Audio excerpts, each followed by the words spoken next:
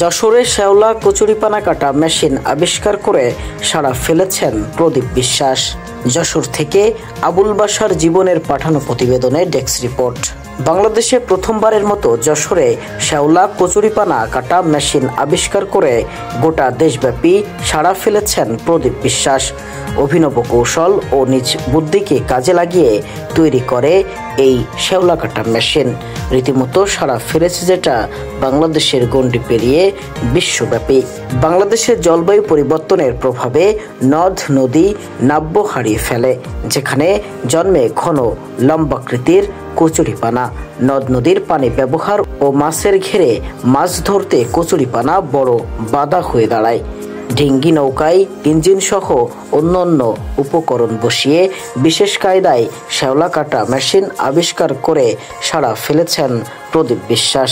ইতিমধ্যে তার তৈরি করা মেশিন কিনেছে দেশের কয়েকটি পানি উন্নয়ন বোর্ড।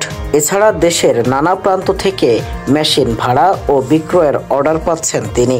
প্রদীপ বিশ্বাস যশোরের মনিরামপুর উপজেলার কুসলিয়া গ্রামের মৃত প্রভাত চন্দ্র বিশ্বাসের 4 ছেলের মধ্যে ছোট সন্তান।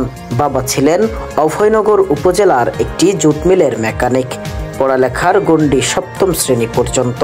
মনিরামপুর উপজেলা সদর থেকে প্রায় 20 কিলোমিটার দূরে সুন্দলী বাজারে রয়েছে প্রদীপ বিশ্বাসের কুসলিয়া পিকেবি ইঞ্জিনিয়ারিং ওয়ার্কশপ।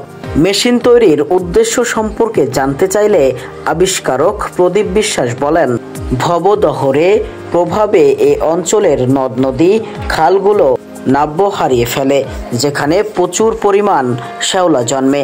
এতে করে খাল বিল ও নদীতে যাওয়া কঠিন হয়ে পড়ে। মূলত এই শ্যাওলা থেকে পরিত্রাণের উপায় বের করার চিন্তায় শ্যাওলা কাটা মেশিন আবিষ্কারে নেমে পড়ি। তবে কেটে ফেলা কুচি শ্যাওলা দিয়ে জৈব সার তৈরি সম্ভব বলে তিনি মনে করেন।